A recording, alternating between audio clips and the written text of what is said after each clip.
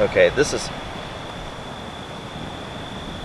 I don't know if this is like a joke or if this person's insane or what, but I think there might actually be a question in here somewhere. That's good. Is it wrong to wonder if perhaps you are a cleverly veiled co-intel pro-MK Ultra type operation, gathering email and IP addresses from your subs?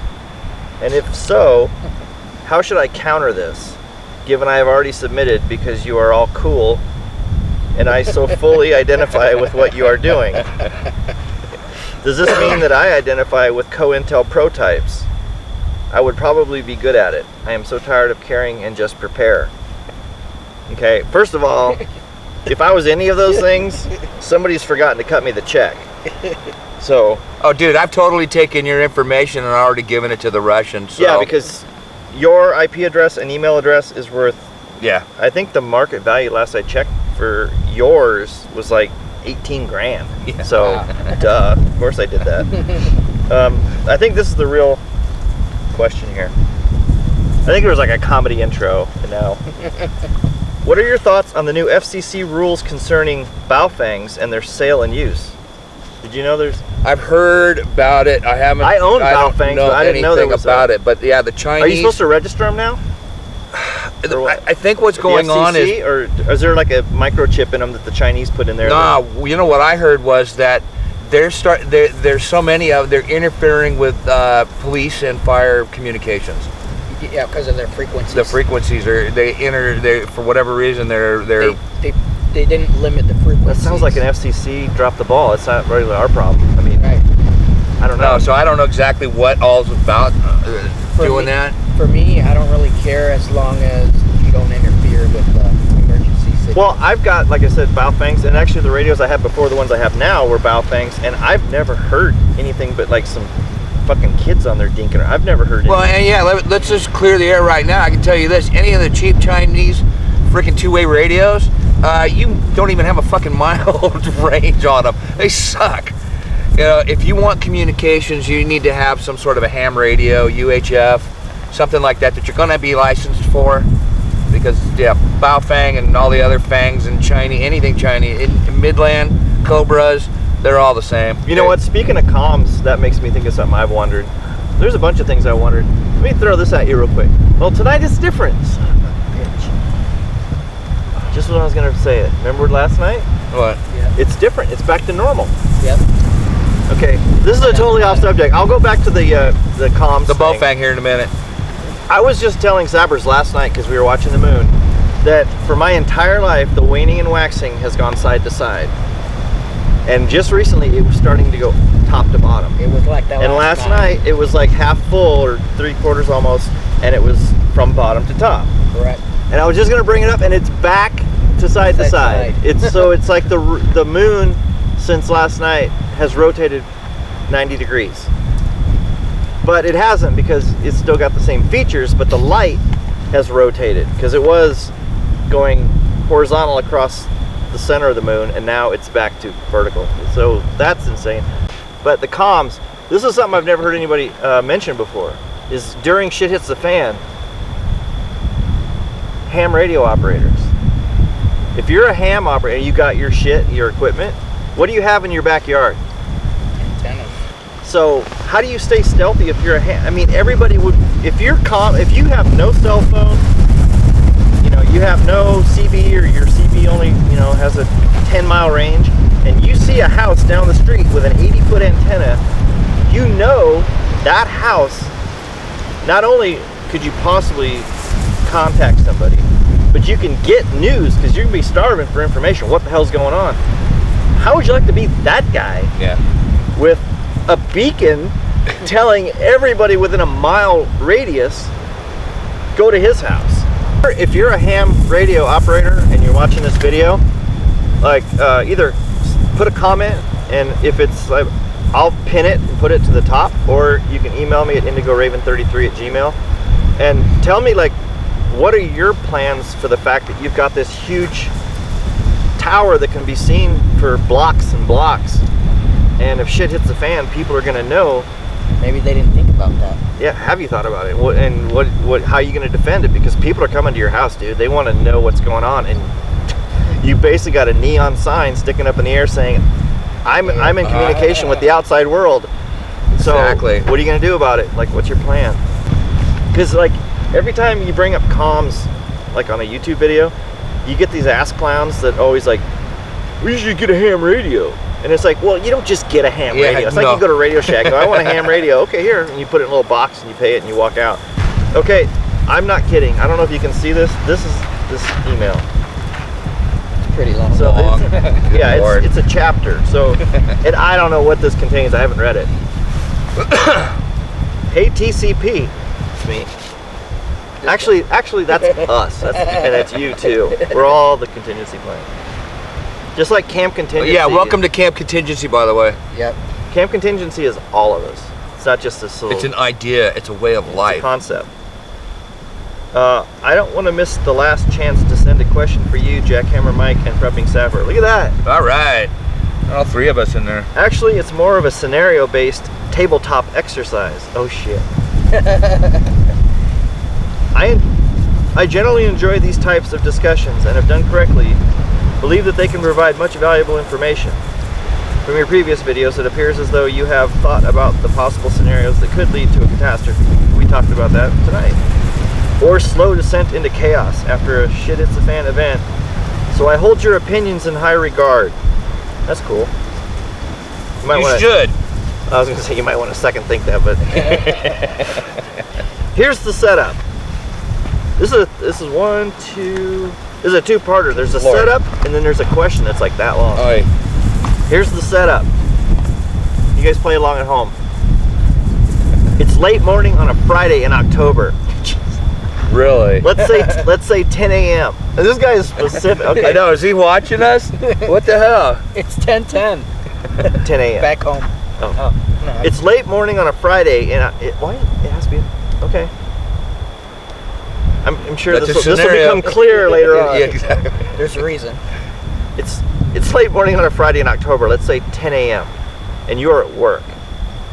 You overhear a couple of your colleagues talking about a news alert discussing a series of explosions that just occurred. This could actually happen. Okay, yeah, that's so far so good. You quickly search the internet and discover that several federal, state, and local government buildings and law enforcement agencies have been the target of bomb attacks. These attacks occurred in large population centers around the country, as well as areas that would be considered more rural. See, I've thought of this. This guy Okay. read my mind. We're on the same page, bro. The size of the explosions varied from negligible, causing minor damage and injury, to catastrophic, immense damage and loss of life. What is more concerning is that the attacks are spread throughout the country and appear to be very well coordinated. We were just talking about these terror cells in the U.S. There is preliminary evidence that Antifa or similarly minded groups are responsible, but other entities cannot be ruled out. Antifa didn't got their shit together to pull that off. The concern has escalated to the point that a nationwide shelter-in-place order has been issued via the National Wireless Emergency Alert System, and the President is expected to address the nation within the hour. There is discussion throughout various news agencies that martial law will soon be implemented. Here's the question. I gotta already say, I'm not sheltering in place. This is awesome, dude. After hearing this, how do you intend to respond? You have a get-home bag in your vehicle, but if you leave immediately, you likely won't need it to get back. But if you leave immediately, you likely won't need it to get back to your house. However, if you run the risk of being detained by law enforcement for violating the shelter-in-place order, but there's a good chance that you can talk your way out of it by saying that you were on the road when the alert occurred and you were trying to get home. If you stay, getting back to your house and preps will be more complicated. If you decide to leave and get home, what then will you do? Get ready to bug in for an undetermined amount of time, or start preparing to bug out to a safer location. Keep in mind that you will not only have to contend with the possibility of civil unrest making its way to the area, but also law enforcement, military, enforcing martial law, as well as the whole host of other long-term issues, FEMA camps, unprepared neighbors, roundups of supplies by the authorities, etc. I hope the three of you have enough time to address these topics. It would be good to listen to three different perspectives. Thanks again for the content you provide. By the way, I ordered 2 more coffee mugs. Now I have a set. Awesome. We kind of went over this. Basically, it's bug in versus leaving for a bug out location.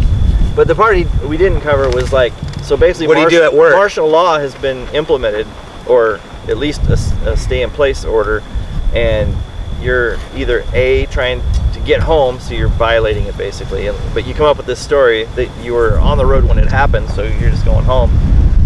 Or when you get home, you say like, this is not safe, so we got to bug out to our bug out location, but you're dealing with the same thing. You've got crazy people out there, you've got whoever these terrorists causing a problem, plus you've got military law enforcement trying to enforce that you don't go anywhere. So now you're trying to get to your bug out location, but you've got basically every possible thing going against you.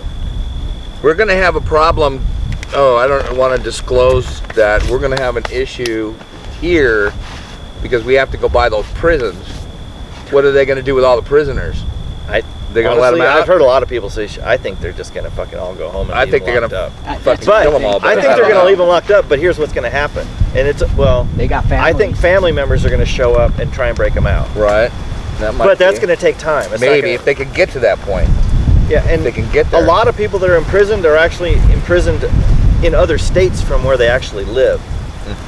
A lot of people get sent to prison, you know, especially if it's federal or whatever, they get sent away and their families are in another state. But even if, like, let's say all the families are local and they all decide simultaneously to go to the prison to break out their loved ones, I mean, unless they show up with jackhammers, blowtorches, and dynamite, it's going to be a process to get from the front door all the way to getting their cells open and every locked gate and shit in between.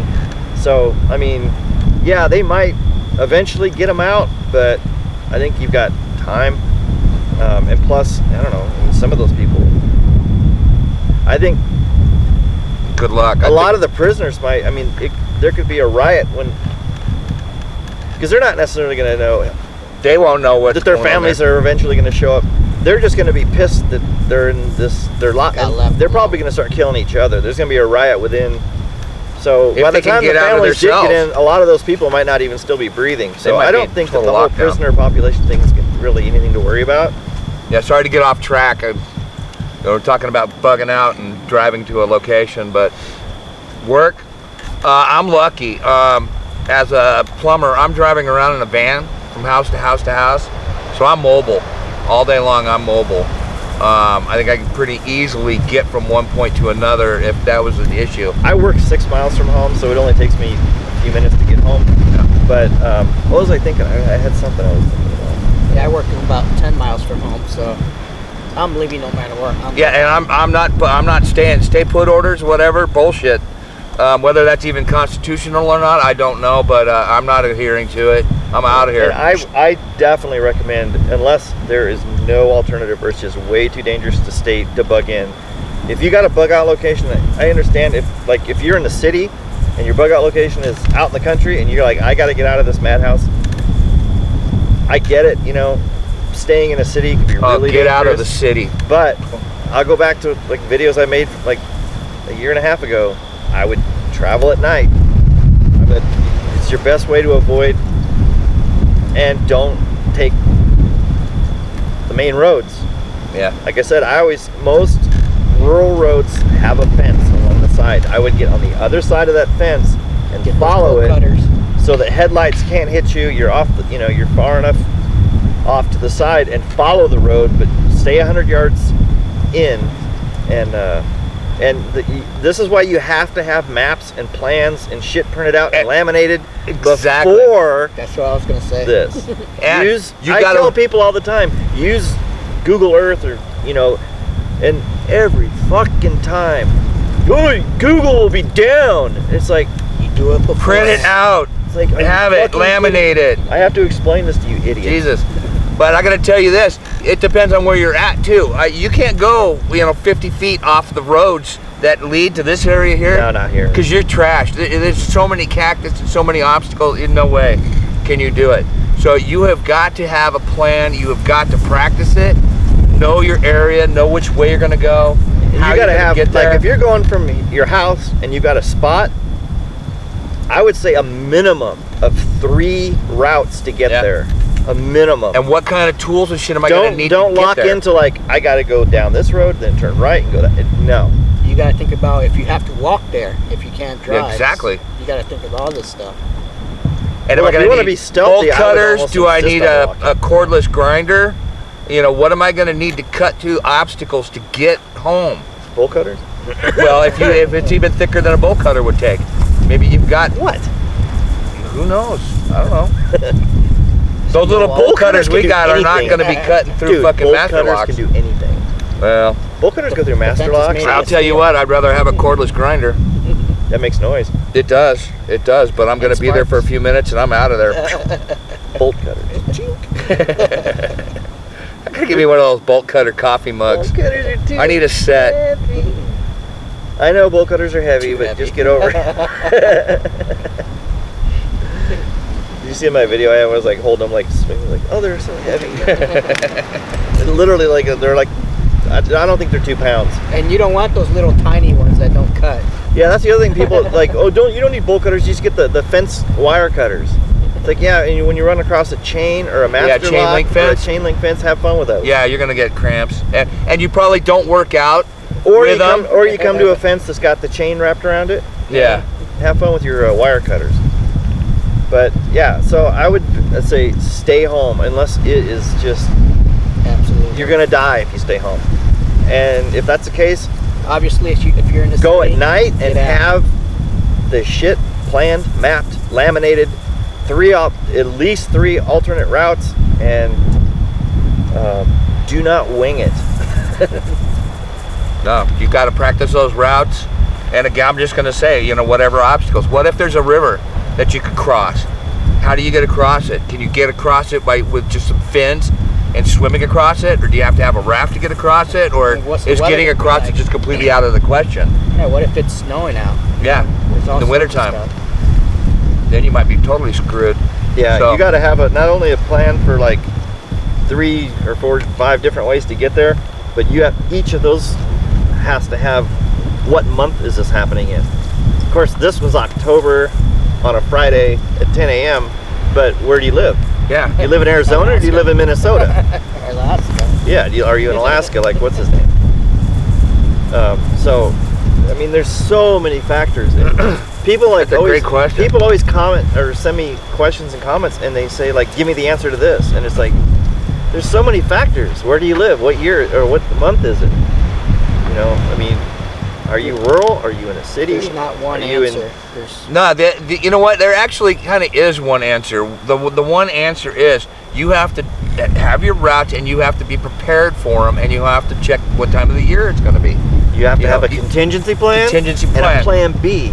Hey-o. What that plan is or what the plan B is, we don't know. We can't tell you. We can tell you what our area is like, but we can't tell you what yours is. Yeah, but people want like this, like they just want you to give them an answer. Like everybody wants an answer. It's like there's not one answer for everybody. Where do you live? What month is it? You know, yeah, and we're not trying to be shitty about Are you by yourself or do you have a wife and 3 kids? I mean, there's so many factors. Are you bringing your dog? Or do you insist on bringing your dog? I mean, there's like literally, it just goes on and on and on. So sometimes you have to put your big boy pants on and figure shit out for yourself. Yeah, bring in your dog. That's a great question. What do I do with Max? Yeah, see, I did a video on the animals, on the pets, but do I take him? Do I leave him? I don't want him to starve. Would I put a bullet in his head? Fuck, I wouldn't want to. I wouldn't want him to starve either, though. I gotta find my fucking glasses. Right? Can I read the next question? You gotta be on the ground somewhere. That's where they usually are, on the ground around me somewhere. Pets, that sucks. Yeah, if it was a cat, whatever. Well, cats will give a fuck about a cat. Go feral and survive on their own. Cats will probably do better than most humans. I'd let them outside, make sure they can get out.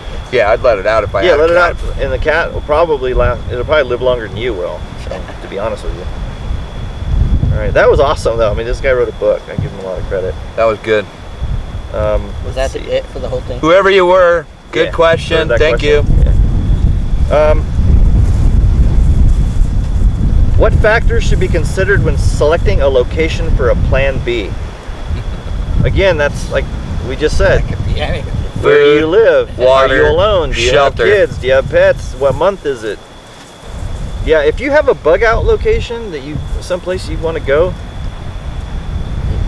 I assume most people probably do this, but you got to stock that place, like cash. If it's like a building of some sort, I wouldn't put it inside because somebody will see that and break in. But yeah, bury caches around the property, or down by the creek or whatever. Find a tree that you recognize and put the shit there under, dig a 6-foot hole or whatever. But you can't just say, oh, well, if things go south, let's go to your uncle's cabin. Okay, what are you going to do when you get there? What if your uncle ain't got a whole bunch of shit that's going to last you for 2 weeks and it's all gone? All we can do, guys, is give you things to think about. Your situation will vary from ours, but we can give you stuff to think about and consider. And you guys do it too. When you give questions like these, gives us things to think about that maybe we haven't really thought about much. The ham radio thing was rocked, totally rocked. And I don't think about work scenarios very often when I'm thinking about shit hits the fan. When shit hits the fan, are you at work? Are you at home? Is it? Do you have to get to home before you can bug out? That's a hard. Yeah, you got to have your get from work to home plan, and then your what do you do once you get home plan. Yeah. It's a lot of work, and a lot of people, it's kind of either overwhelming, or your life's just too busy to deal. Oh, nothing will happen. There'll be wars in other countries. You put your head in the sand and don't think about stuff like that. And then when it happens, it's like, oh shit.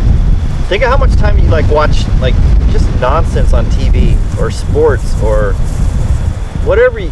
Think of all that time that you look back and go, wow, could have spent that. Think of how far along you could be now if that TV or football game time had been spent plotting out all these scenarios and all these contingencies. Learning how to start a fire. Yeah, the Dakota fire hold. Have you ever made one? They're fun. They work really well. Yeah, they work great. And I tell you, some of you guys that roll in, not really my 65 subscribers, but some of the guys that roll in on TCP's channel that will roll in and say you're paranoid and you're fucking stupid and nothing's gonna happen and things like that. All I can tell you is, you go back to the simple thing of, do you have a fire extinguisher in your house? Nobody plans for a fire. Nobody wants a fire. Do you have insurance? Has anything. You got homeowners insurance? You got car insurance? Well, are you anticipating to get in a car accident tomorrow? No, but you have it in case you do. My dear friend Rena just got in a really bad car accident today. She wasn't planning on that happening when they left the house. Having a bug out plan or a bug in plan, what's it gonna hurt? The food dehydrator, that thing is awesome. And look how long we waited to get one. I know. We're full-grown adults and we just finally got a food dehydrator. If we'd gotten one 6 months earlier, we could have a nice stockpile. 30 pounds of dried fruit and jerky. But right now, we're starting at ground zero, and so our stock of dried fruit and jerky is basically starting now. We could be 6 months into it. So if you don't have stuff like that, go on Amazon and get one while you still can. Well, we're going to give the people their money's worth. All right, so They pay a lot of money to be part of this channel. Exactly. It's worth every penny, money back guarantee.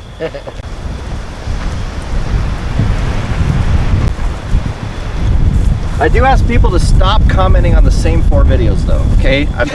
It's to the point now to where I see the comment and I look over and I see the little thumbnail of the video, and if it's one of those 4, I don't even read the comment anymore. Those are good videos, dude. Ugh. That's how I found it. We should actually make an updated version. I want to make one telling... yeah, I get it. If shit hits the fan, Google isn't going to work. I think most children would be like, well, Mom, shouldn't we do it before then? Apparently there's a lot of people who... Shouldn't I have my maps and compasses and my routes already planned out? And for the love of all that is holy, stop with the farmer's gonna find you if you cut his fence. That is the most ridiculous fucking thing I've ever heard in my life. You might think well, if you cut my fence, I'd be mad. If I saw somebody cut my fence, I'd be mad. If I went out one day, well, first of all, We're talking without rule of Yeah, law. this is shit is a fan without rule of law. So like your primary thing is like keeping you and your family alive. I just don't see many scenarios where you're gonna look at your wife and say, honey, I'm gonna be gone for about an hour to go check the fence. Hopefully you're all still alive when I get back. And then you find a fence cut somewhere out in 20 acres. You're out there and you find, and when was that fence cut? Last night? 2 weeks ago? How many people cut it and went through? 1? 30? Do they have guns? You think you're gonna say, well, she'll be fine with the kids, and set off like a Blackfoot Indian and start Tracking Hunt you those down. bastards down that cut your fence. and there's 4 days ahead of you. I'm gonna find these people, and you're gonna walk 18 miles and you're gonna come across 13 guys with ARs and go, shit. Now you gotta walk 18 miles back, hope your family's still alive. I mean, this is not reality. Okay, so Yeah. stop with the farmer's Here- gonna track you down. Here's shit. a perfect scenario too. Up this wash, about what is it? It's about 1,000 yards up this wash. There's a fence that goes all the way across it. Now, we were I don't know if it was our last night walk or the one just before that, but we walked up there, ran into a fence, and have no idea where the ends are. Do you think in a shit hits the fan scenario that I'm gonna worry about trying to go all the way around that fucking thing? Yeah, we've got No. backpacks, rifles, whatever else. Bolt cutter, I'm It's cutting pitch through that black. fence and I'm going there's fucking straight. cholla and prickly pear everywhere. We're just gonna start walking through the desert for a mile and a half, hoping that the end of that fence is down there somewhere. There's a gate. Are we gonna climb over it with barbed wire on it with all our shit? Or are we just gonna pull out bolt cutters and go snip and walk right? Keep walking. I mean, let's be honest. People Yeah. don't live in reality or something. You gotta I don't know use what's your wrong head with you sometimes. people. But stop it, please. I can't take any more of these comments. I understand you can. Okay, you're Daniel Boone. That's great. The rest of us aren't buying it though. Come on, one more question before hopefully we won't get cut I think off. we're out of, I think I got another because battery. I deleted that, or I didn't delete it. It disappeared. Let me see if it's back. Let's see. Try refreshing. Oh, here's someone says, this is kind of on that whole selecting a location. Struggling with choosing the second location. This is their bug out location. Thinking mountains and building a small cabin. What geographical areas do you consider safe? Well, that's Really? I mean, that's like Away from the city. Anywhere that's 100 miles away from any person. again, I'd say you have to go with. I still think you need to find a few people. Yeah, doing it alone, like I said, that was my plan for a long time, and like everybody said, you gotta sleep at some point in a really dangerous world. Good luck with that. And if you snore, you're probably gonna die the first night. But like, again, I would say food. You're gonna want to go somewhere where you know. This is probably not ideal for most people where we are. You're not gonna just walk outside and trip over food everywhere. It's really hard to find food here. And weather. Are you okay with? Can you survive 2 feet of snow for 3 months out of the year in a cabin in the woods? Can you survive here where it's 112 every day for 3 months out of the year? There's like, again, I'm a desert guy. Mike's a desert guy. Some people like the 4 seasons. Some people, they're awesome with snow. And pick your location based on what you're comfortable with, what you're good at, where you know you have the best chance. There's How a you lot of gonna people, get if you there? stuck them here, they'd be dead in 2 weeks. And if you stuck me and Mike in northern Minnesota, we'd probably die in 2 weeks. So, Yeah. And, Definitely, because I don't do cold. and how no. long it's going to take you to get there? Are you going to walk, or if you can't drive? Yeah, and You how don't much wanna- shit are you dragging with you? People are, your people considerations. What's the population like around you? Is everyone going to go to that spot because it's close to the city? Or do you have to go out quite a ways to get there? You want the least chance possible to run into other people that are going to steal your shit. I'm gonna look one more time to see if I can find that. What happened to that damn email? Okay, well, I'm blinking. And the other anyway. thing that people haven't really, they didn't ask about, but we kind of touched on, is the difference between lone wolf and family.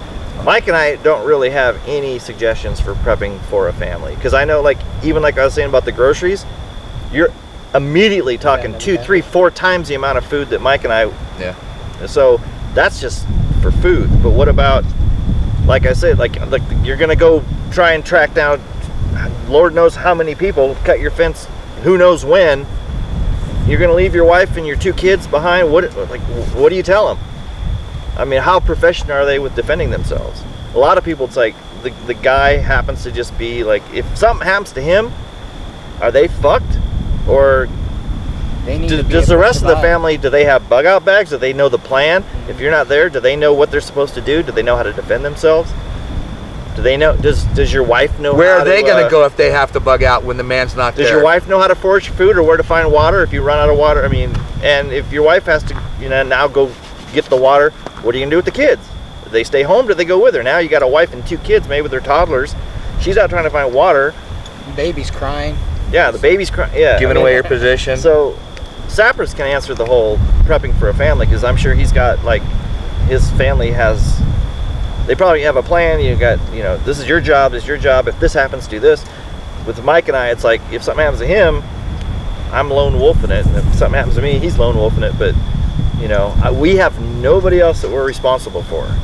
We're just each other. That's it. We don't have any kids. We don't have any spouses. We don't have girlfriends. We don't have anybody that we have to, like. So, like, our mindset is all just. Your family has to be all in. Defense. You can't do it on your own, and then your family depend on you. Because if something happens to you, they're not going to survive either. Yeah. All right, with that, I think we need to change the battery. They're gone. You don't have any more? Oh, wow. No, people need to send more. We'll do this again sometime. Unless they think that the video sucks, and then don't send any more. But please stop commenting on those 4 videos. I beg you. Yeah, but you can't help the new people that roll in. How are they finding the videos? I found that's it. how I learned about you. I think I was just looking through shit. That's how I found you. The women at SHF. Yeah, women. I don't even know what it's called. I don't know the titles. But I probably even made a comment on it.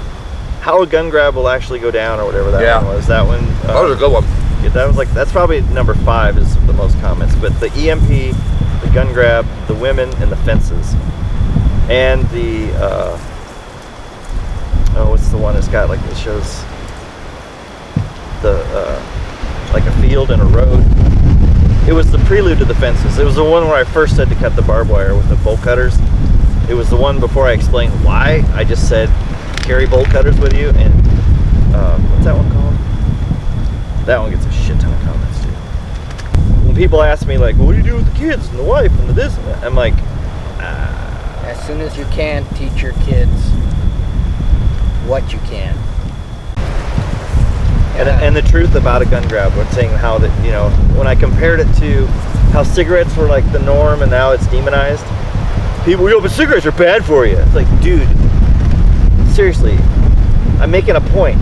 Don't focus on the cigarette. Focus on how it was accepted by society as the norm, and everybody smoked everywhere. And you could smoke in an airplane. You could smoke in a restaurant. Commercial. They were smoking on the evening news. And now, if you light up a cigarette, everybody looks at you like you're a demon. That's what I'm saying. Like, that's how the society, like the perception, how they'll change it with guns to make, oh, you're a gun owner, and you'll be shunned. That's how they'll do the gun grab. And people just like focus on but cigarettes cause cancer. You can't talk to people like that. So yeah, I mean, if you're gonna spend the time making a comment, at least try and be constructive with it. Don't just be like an idiot, Manny.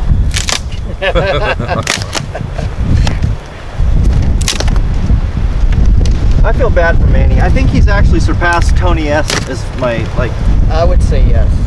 Yeah. Because he's been on my video. Because Tony S at least is like sporadic. Manny is almost like you can bet the farm. Like post video, wait for Manny's negative comment. Although the last one he hasn't done anything, so I've been waiting. I know, like he must be on vacation or something. Probably in jail. Yeah.